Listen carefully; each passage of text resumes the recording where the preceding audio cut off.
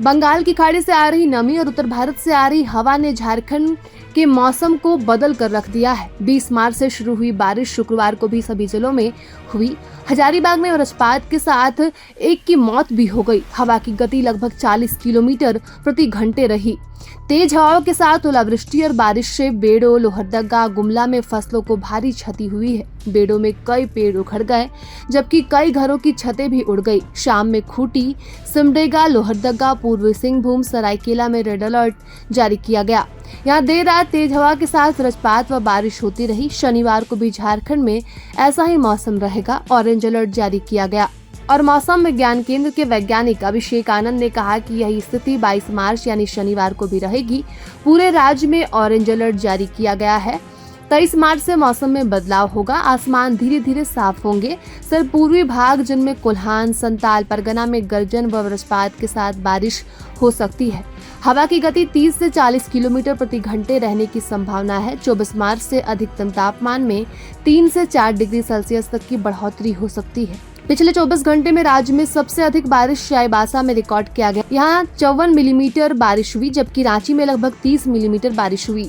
बारिश से गुमला जिला अंतर्गत घाघरा के देवाकी में 40 एकड़ में टमाटर की खेती नष्ट हो गई। वहीं सैकड़ों पक्षियों की मौत हो गई।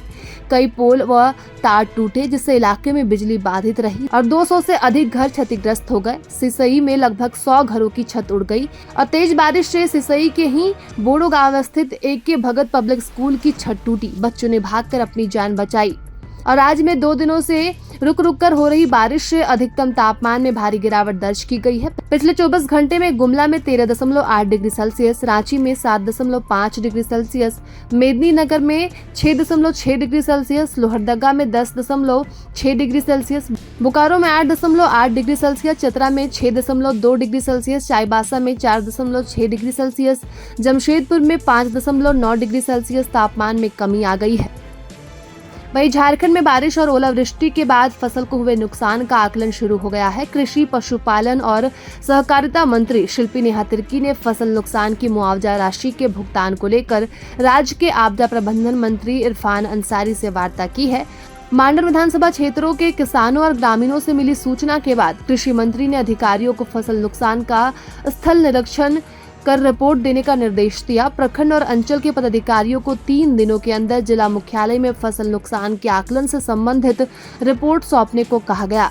रिपोर्ट के आधार पर किसानों को उनके फसल नुकसान की मुआवजा राशि में भुगतान की प्रक्रिया को तेज करने का निर्देश दिया गया है। आपदा प्रबंधन मंत्री इरफान अंसारी ने कहा कि बारिश और ओलावृष्टि से फसलों को हुए नुकसान पर सरकार बहुत जल्द उचित मुआवजा का भुगतान करेगी। प्रभातखबर.com, विश्वास वही, रफ्तार नहीं।